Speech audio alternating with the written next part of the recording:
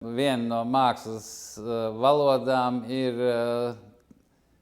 konstruktīvi elementi, un šis konstruktīvisms ik pa laikam izlaužās kādā no jaunā mākslinieka daļradēm. Viņš ir skāris arī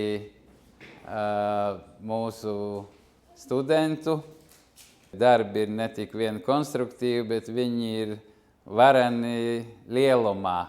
Šī meitene ir ļoti, ļoti aktīva un ļoti, ļoti talantīga. Par viņas varētu teikt, ka mazs cinītis gāž lielu vezumu.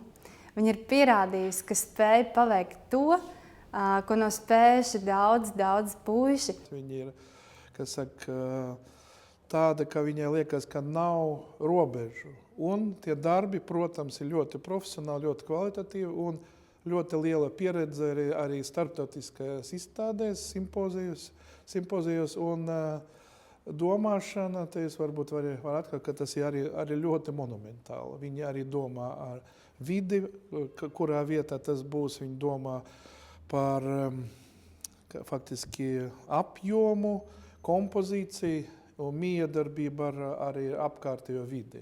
Tas ir ļoti svarīgi. Un, protams, tie darbi vienkārši neiespējami. Liekas, ka to nevar viens cilvēciņš izdarīt, un viņi to dara.